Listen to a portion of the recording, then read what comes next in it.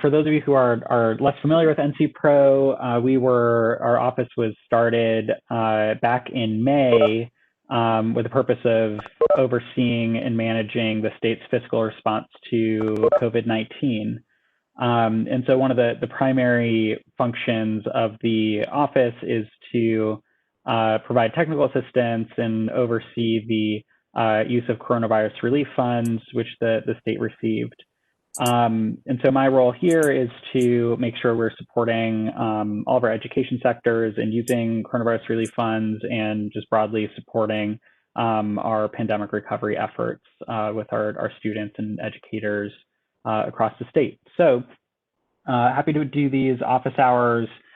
We've had this, as you likely know, this is the fourth session that we've had, and I think we've had some really great questions come up, and we've been able to sort of adapt this presentation and discussion based on, informed by some of the earlier questions we've received. So with that, I'll get into it and quickly note that we also have on the line, we have Jennifer Neisner with Office of State Budget and Management and Alexis Schaus with DPI School Business, who I am sure you all already know very well.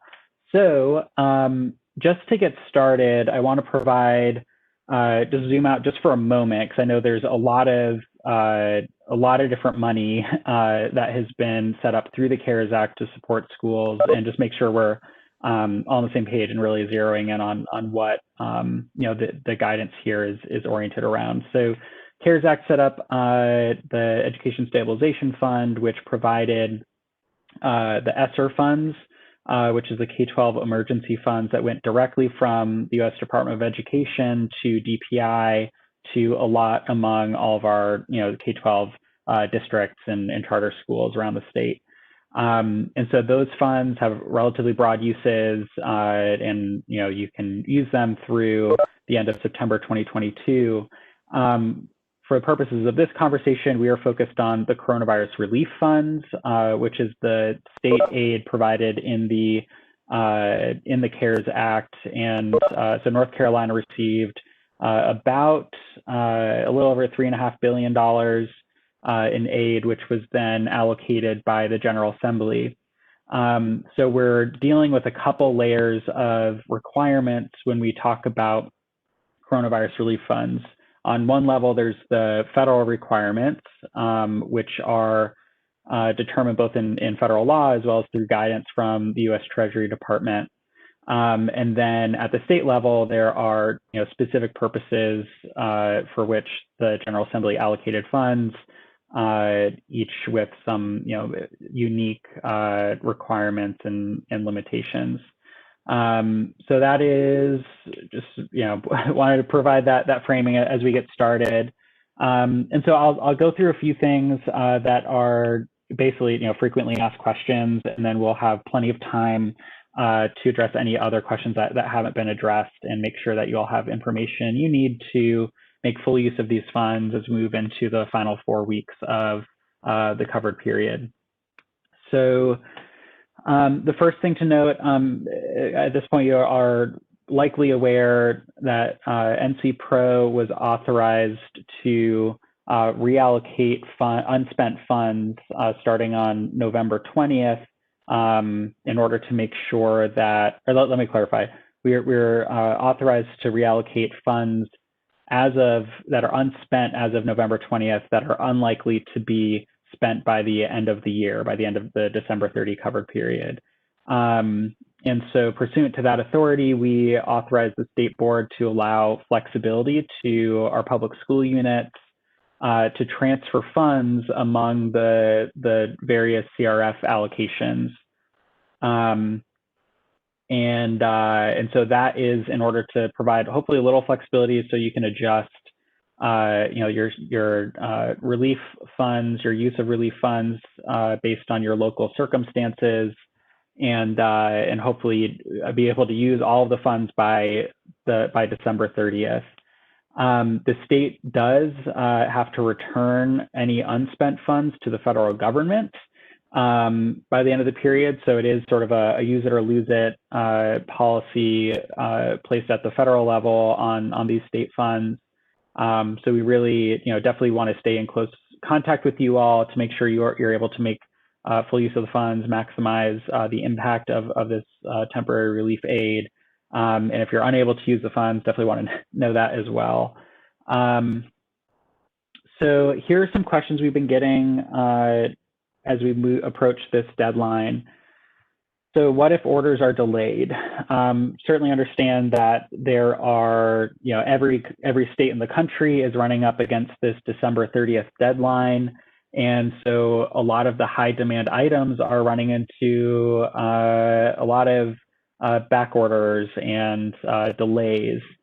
So US Treasury has provided some flexibility in how to manage these situations. So per US Treasury, the goods and services must reasonably have, the December 30th delivery date must be, other ordinary circumstances, easy to meet or possible to meet. If for reasons out beyond your control as the recipient of these funds, that delivery date is no longer possible, then it is possible to still use coronavirus relief funds to pay for those delayed goods or services if the again if the reason for the delay is out of your control and the vendor is able to provide written explanation for the delay and understand that the vendor itself is subject to audit at that point. If funds are audited, that they may need to validate that the delay is an actual delay, due to the if it's due to the pandemic, due to increased demand on goods or disruption in the supply chain. So we can get into that into greater detail. There is guidance up on the NC Pro website that delves into this in greater detail as well for your reference. We've also received questions about personnel costs, and some of this guidance has also evolved over time from the US Treasury. So a couple of things I want to mention here is that there's sort of two categories of employees related to COVID-19 work. So the first is substantially dedicated, and those are going to be your employees who are spending, at least half of their time on COVID-19 related activities and response efforts. So for those substantially dedicated employees, you can go ahead and charge 100% of their payroll costs to coronavirus relief funds within the PRCs that cover, assuming that those payroll costs fit within one of the allocations using CRF. So again, if they're substantially dedicated, you can charge 100% of the payroll costs. For folks who are not substantially dedicated, who may just be pitching in here and there, less than half of their time, you can still use CRF funds to cover the time that they are devoted to COVID-related activities. So you'd want to prorate based on the percentage of their time or specific hours. And again, you'll need to document how the time is related to COVID and go from there. But that is allowable. You can also pay for substantially dedicated and non-substantially dedicated employees. You can cover the cost of their paid leave if it's COVID related under Families First Coronavirus Response Act. You can pay for their paid leave using coronavirus relief funds. It's also allowable to pay for hazard pay and overtime pay that is COVID-19 related. To be really clear, general workforce bonuses are not allowable, are explicitly not allowable, but hazard pay that is pursuant to a hazard pay policy in place, so you are describing what types of activities are deemed to be hazardous or what conditions are deemed to be hazardous, what employees might be eligible for that type of pay, and then what the pay rate would be. And same thing, that extends to overtime pay. So if you're pursuing a policy like that, or someone's time qualifies under those policies, then you can go ahead and charge, that extra time or hazardous time to to coronavirus relief funds. And I should say, as we're going here, please feel free to make wide use of the chat here with your questions as we go. And again, we'll have time for a lot of time after these notes here for more discussion. We've received a lot of questions about PPE, what qualifies as PPE.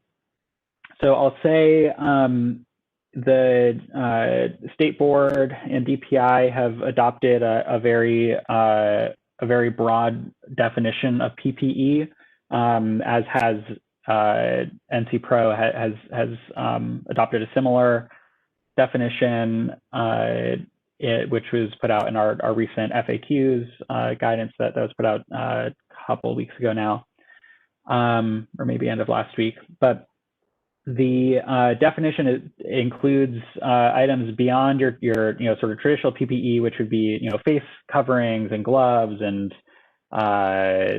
protective gowns or face shields, all of that. But you can also use that allotment, that allocation, to cover equipment that is related to mitigating the spread of COVID-19.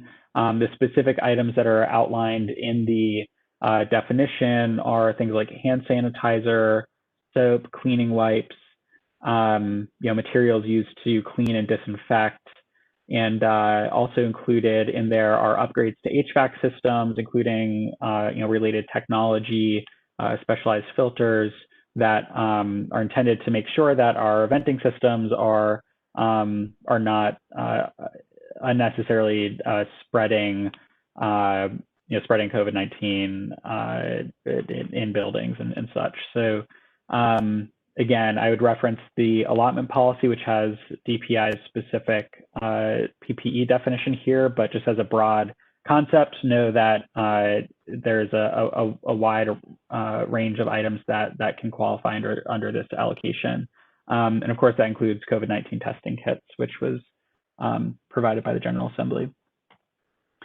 We also received questions about how do transfers work. So I'll defer any real detail to Alexis on this, but just sort of the quick items here are that I believe tomorrow or perhaps today, the state board does need to make some amendments to the existing allotment policies to allow for transfers among the COVID among the CRF funded PRCs, as well as make a couple of technical adjustments to reflect updated U.S. Treasury guidance. And once that happens, assuming that those policies are adopted, the Division of School Business will set up the transfer process for LEAs. This is going to be the process you are familiar with, using ABC's flexibility. And for charter schools, there will be guidance coming out, I believe, Alexis, correct me if I'm wrong, it's coming out early next week to sort of guide you through how this transfer process will work. Pause there, Alexis. I don't know if there's anything else you want to add. Nope, that's really that's pretty much the whole of it. So if you can just be patient, especially if I see some charter schools on here, we are working through kind of the whole process and the impact on it, and there will be detailed instructions that we would very much appreciate if you'd adhere to. Otherwise, it's not going to work. So, right. We've received, and then finally, we received some technology-related questions that I wanted to touch upon since these have come in a few times. So the question is, can we purchase multi-year subscriptions on things like software? Generally, no, unless doing so aligns with your standard procurement procedures and business and general business practices. So the specific circumstance or specific situation that is included in U.S. Treasury guidance relates to paying rent, which obviously is not technology subscriptions, but the principle sort of extends here. This is what we're relying on. So the idea is that if in your ordinary practices you would pay for a full year's rent all at once, then, and you can document that, then yes, it would be allowable. But if typically, like most entities do, is pay rent month to month, you can't suddenly switch to a year's worth of rent all at once, because that'd be considered prepaying, and that would not be allowable. So same with your multi-year subscriptions. If you would ordinarily be paying for 12-month or 24-month subscription on a service, that is an allowable expenditure under CRF, by all the other sort of check boxes there. If ordinarily you do that and you can demonstrate that you ordinarily would, then yes, you can, but that's really the only circumstance. And then finally, we've received, this has been an ongoing sort of area of questioning is, why aren't services included in the expenses as an expense for hotspot devices? And that stems from legislative language from the General Assembly on that allocations, which is why the prohibition on paying for internet services or data plans or whatnot, anything that would be considered a subscription, is included in there. So you can pay for the equipment, but not the internet service on PRC 128. So with that's all the items we wanted to touch upon on the front end here. I would mention a couple of things. One is, we've also received some interesting questions that I wanted to highlight that I think demonstrate some of the innovative ways some of the districts have been approaching use of coronavirus relief funds. And I'm in no way saying like this is what you have to do, but I did want to lift up some of these questions to hopefully spur some ways to really think creatively about meeting your needs on the ground. So, for example, with PRC 122, which is the contracted mental health services, the contracted services language comes directly from session law, from the legislative language, which is why that carries through. So I received a question asking if they'd be able to use that account, that PRC, to pay for training school staff and teachers on better supporting students' mental health through the pandemic. And as long as the contract there is made with one of the types of professionals that is outlined in the session law, a school psychologist, a school nurse, and such, then that would be allowable. That certainly checks the boxes, and I think example of not necessarily just the approach that might immediately come to mind for some of these allocations. Similarly, around the non-digital resources, there's some discussion about that may be beyond just paying for the printing for take-home worksheets. That a non-digital resource is tutoring or similar sort of hands-on support for students who may not have access to reliable broadband and maybe struggling academically because of that. So again, with the non-digital resources, there may be some additional sort of innovative ways to approach that. So I just want to lift those up. I thought they were interesting ideas, and I'm sure there are many more other things that you all have thought of with some of your program teams for how to utilize these funds in a way that's going to really meet your local needs. So with that, those are all of the prepared items, and I'd encourage you all to put your questions in the chat here, and we're happy to answer those. And I will sort of stop talking now, but I don't see any questions. I don't know, Jennifer or Alexis, if there's anything else you want to add while we wait for some questions or comments or concerns to come in.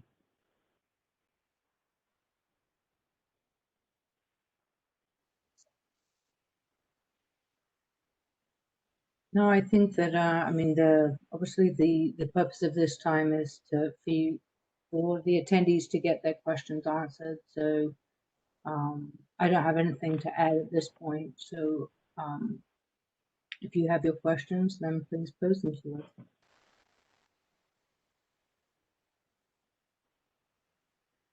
That is a question which will okay. So the first question here, which I will tackle, is after we transfer, when can we request the funds, and will funds be available that day, or do we have to wait? Okay, so the way it's going to work, and this will be outlined to you, is you will put in a request for the transfer between the PRCs. The Division of School Business will not process those until at the end. So you will not see that allotment adjustment. We will provide you details as to how to order the cash, because obviously the cash is going to be in spots that perhaps you don't, that's where your transfers are going to be coming from. So the important thing is obviously is to get the expenditures in the correct place, and to make sure that if you are requesting transfers, that you keep track of those yourself so that you know what those balances are. When we process those ABC transfers to true up those allotments, they will be booked onto the December books. So but we will be doing that kind of as part of our month-end closeout. So that's why it's going to be important for you to look at it. But the short answer to what you're saying is, yes, you can go ahead, you can do your transfers, and then you can request the cash, but it will probably not be from, it will be from where you have available balance. Also, keep in mind that, you may not just have your expenditures, but you also got to, make sure you incorporate your encumbrances and all that too before, we obviously don't want you to have some overdrafts. The next question, Yeah. I guess I can take this too. How much do you anticipate will go unspent and return to the federal government? Well, I hope that there will be nothing. And I think that this flexibility should really provide a lot more ability for all public schools to utilize the funds. And with so many units, I mean, the expenditures are at the local level. So I don't have a view into everyone's brains as to what they're going to decide to do. So we'll see. We really won't know until we do that month-end closeout in December. And as I said, I'm hoping that, and I'm thinking that there's a lot of needs. So hopefully those expenditures, and something which may be asked, but has been asked in previous sessions is, you should be looking back at from July forward to see what your expenditures have been from other sources of funds, your local, state, federal, and if they are eligible CRF expenditures, to move those expenditures. You don't have to utilize them with expenditures going forward. You can go back and recode and really redo your budgets, because in July, you didn't have all these funds. They weren't allotted out. Many of you didn't know how much you were going to receive. Now you have it, and hopefully you can do a kind of an audit and a review to recode expenditures that are allowable on the CRF. Yeah, that's exactly right. And I would say,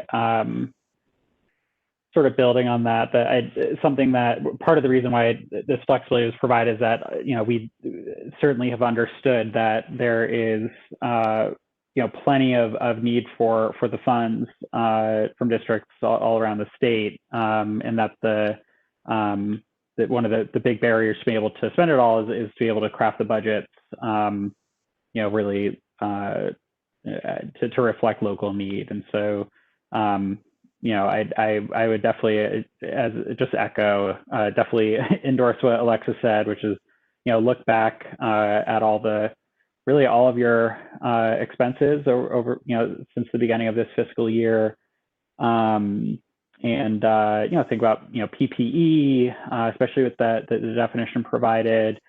Think about the payroll costs for various programs that you may be able to go back and ultimately recode 100% of someone's payroll costs to DRF.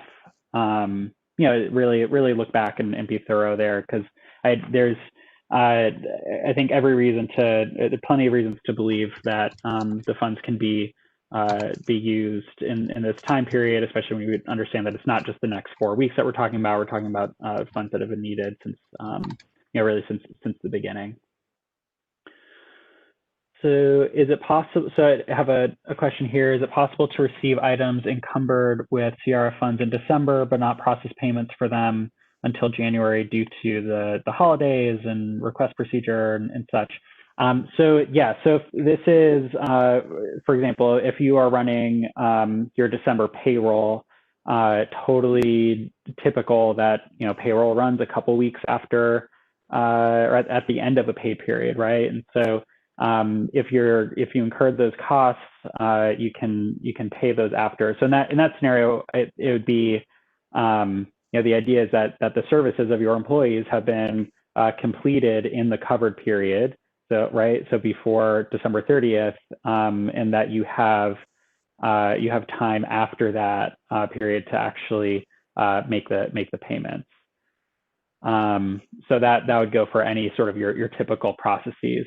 The exception here is going to be if you are placing big orders for things right now, and in ordinary circumstances, say it would normally take 6 weeks to purchase or if it's purchasing some equipment or whatever the scenario may be. If it normally would take 6 weeks, that would not be an allowable use at this point. If it would normally take 2 weeks, and because of current circumstances, that would be delayed after the 30th, and it's documented and the vendor can attest to that, then that is allowable. But any of your normal processes that you received your order on December 29th and the payment isn't going to process until after the new year, that's totally fine. And I'd just like to add on that, just a procedural standpoint for the school districts, for the local education agencies, we receive your encumbrance file. And so we will be incorporating that with your expenditures for the reversion calculation. For charter schools, we do not. And actually, even if we did, we don't really rely on it. So we will be requesting that information from all charter schools, and it will come out later, but we'll probably be providing a deadline, I think somewhere in mid-December, for you to provide us that information on what that will be so that we can incorporate that in kind of the allowable window. So look out for that too. As I said, it will be in the instructions.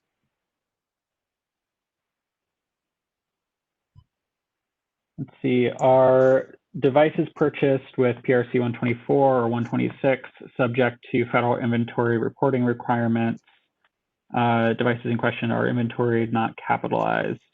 I have not received this question before, so I'm not sure. Alexis, do you have insight into this? I don't really. I have an inkling I know what the answer is, but I don't want to say it in case the answer is confirmed. So I don't know if Jennifer would know, but we can get back with you on that. Yeah, I would say if you can send an email so we have so we can respond back, and then I'll also just mention that our plan is to sort of collect the various questions or themes of questions that have come up throughout these 4 office hours sessions, and sort of compile those with some one sheet of the answers to be available for you. So hopefully that'll be a good vehicle for answering some of the things that we need to do a little more research on.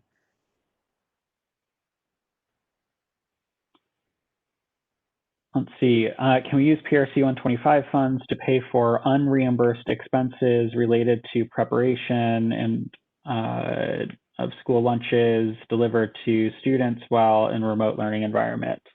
Yeah, so PRC 125, there is guidance up about how to handle all this. So I guess the short answer is that as long as it is an expense that's related to providing emergency meal services, so what you described here would be related to providing emergency meal services, and the costs are not reimbursed through other federal programs. I mean, in this case, obviously the USDA meal reimbursement. Then yes, you can use PRC 125 for those items, and that would be any such costs really through since the beginning of this fiscal year for that. So I did get my confirmation from my friend. I guess I didn't technically phone a friend, but and the answer is no, you are not required to do the federal. Only you just have to comply with whatever requirements apply to devices purchased with state or local funds. So the federal, it is they're exempt from that part of the uniform grant guidance. Thanks, Alexis. Yeah, and that makes sense. So this is not a typical federal grant, the way that the funding is processed. Okay.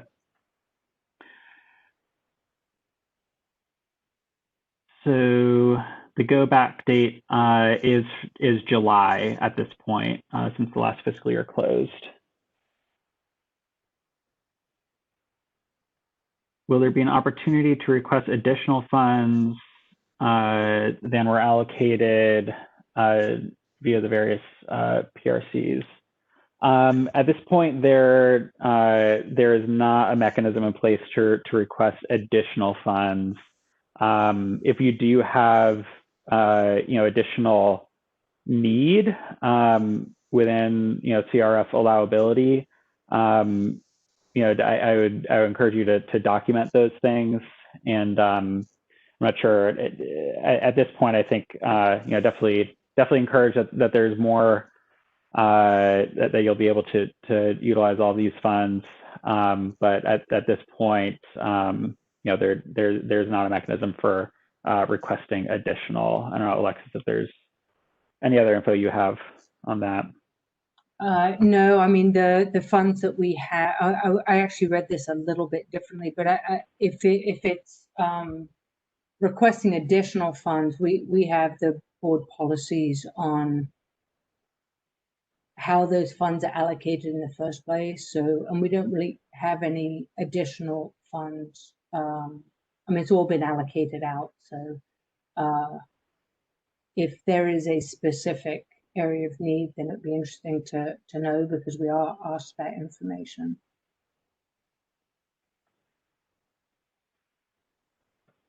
Okay, just to confirm, if devices were ordered and encumbered in October and have been delayed to deliver in February, we can still use CRF funds to pay the invoice in February. Yes, as long as the original due date was, well, let me say, so the first sort of checkbox here is asking whether the original due date was on or prior to December 30th. And if the answer is yes, then yes, you can use CRF funds to pay that invoice in February. And again, you'll need to get some written sort of verification or statement from the vendor explaining that the delay is on their end and COVID related, and not for anything that you all as the recipients of COVID of CRF funds did. So there's that. If in the event that and this gets a little trickier, if it were an order that just never had a due date, or at this point you're making an order and folks are the vendors are not committing to a delivery date prior to December 30th. There may be mechanisms to make all of that work, as long as, again, this would have to hold up in an audit.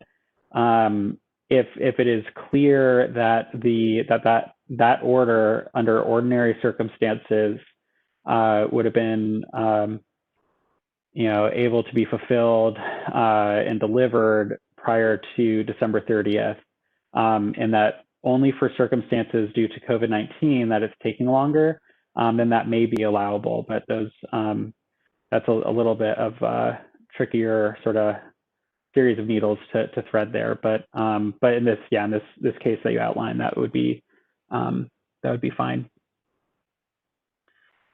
When determining the amount of revenue from federal sources for PRC 125, do you take into account USDA?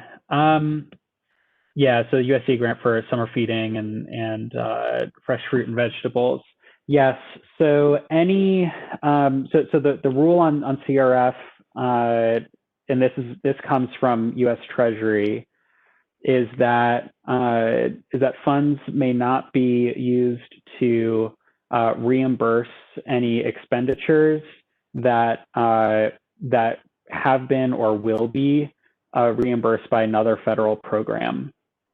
So with PRC 125, if it is this has been probably the trickiest of the PRCs to make work because of the nature of how how school nutrition is ordinarily funded, primarily through federal program through reimbursement. Just make sure that you have mechanisms in place locally that ensure that you are not double counting the same expense through both sources. And so what has been provided through guidance is that things that are atypical costs. So those are things that you just in no reasonable setting would normally, a year ago you never would have been paying for specialized food storage that can get put onto buses to deliver meals in non-congregate settings, or paying for transportation to deliver meals, like all those sorts of things that are just absolutely atypical and never would have happened, and can be those are clearly not intended to be reimbursed by by other federal sources. So those can be charged to PRC 125 for items that purchasing food prep, those kinds of things that would normally, that are more typical for the programs, those are considered typical costs. And as long as you should, to make sure it is as clear as possible that there is no overlap or double dipping with these funds, you should use your federal reimbursement first to pay for things. And whatever allowable expenditures that have not been covered by that federal source, by the other federal reimbursement, may be coded to PRC 125. So that would include, really any of the federal programs that would normally be hitting your school nutrition programs to cover school nutrition costs.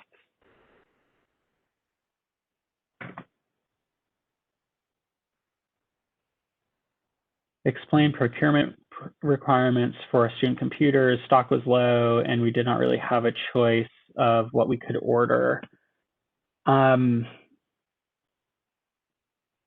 Yeah, so Alexis answered this in the chat. So your procurement process has to be in line with what you ordinarily would do. You don't want to sort of invent new processes with these funds.